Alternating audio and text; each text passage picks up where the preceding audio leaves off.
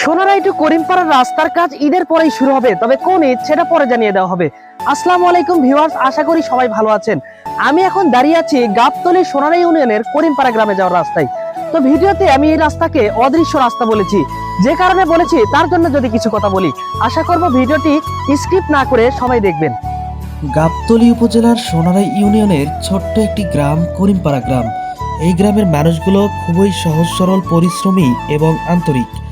এই ছোট্ট গ্রামে রয়েছে পাঁচটি শিক্ষা প্রতিষ্ঠান, যেখানে দূর দূরান্ত থেকে হাজারের অধিক শিক্ষার্থী পড়ালেখা করতে আসে। একই গ্রামে এতগুলো শিক্ষা প্রতিষ্ঠান থাকা সত্যিই গর্বের বিষয়। এরই সাথে দুঃখের বিষয় হলো, এমন সম্ভাবনাময় একটা গ্রামের মানুষের প্রতিদিনের চলাচলের জন্য উন্নত মানের কোনো রাস্তা নেই।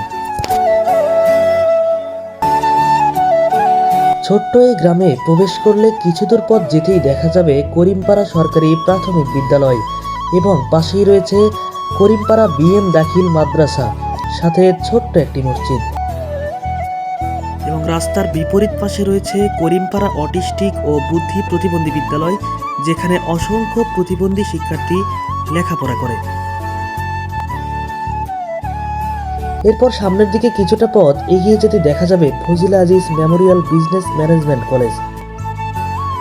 এবং গ্রামের মাঝামাঝিতে রয়েছে করিমপাড়া কেন্দ্রীয় জামে মসজিদ, যেটা 3 তলা ভবন বিশিষ্ট অত্যন্ত দৃষ্টিনন্দন একটি মসজিদ। এবং সর্বশেষ রয়েছে উত্তর করিমপাড়ায় করিমপাড়া মদিনা হাফেজিয়া এতিমখানা, যেখানে অসংখ্য এতিম বাচ্চারা প্রতিনিয়ত কোরআন হিফজ করে। এত গুরুত্বপূর্ণ জায়গা থাকার পরেও এই গ্রামের রাস্তার এমন অবস্থা যেন কোনো জনপ্রতিনিধির চোখেই পড়ে না। তাই আমার এই ভিডিওর শুরুতে রাস্তাটিকে অদৃশ্য রাস্তা বলেছিলাম। যাই হোক, এখন যেহেতু মাননীয় প্রধানমন্ত্রী জনাব তারেক রহমান আমাদের বগুড়া গাবতলীর সন্তান, তাই আশা করি খুব শীঘ্রই সোনারাই আটাপাড়া করিমপাড়ার এই রাস্তাগুলোর কাজ স্পেশালভাবে পাকাকরণ করা হবে ইনশাল্লাহ। সর্বশেষ সবার কাছে অনুরোধ জানাবো, ভিডিওটি বেশি বেশি শেয়ার দিয়ে অসংখ্য মানুষের কাছে পৌঁছে দিবেন, যেন অতি দ্রুত এই রাস্তাগুলোর কাজ হয়। এবং ভিডিওতে কোনো ভুল কিছু বলে থাকলে ক্ষমা সুন্দর দৃষ্টিতে দেখবেন। ধন্যবাদ সবাইকে।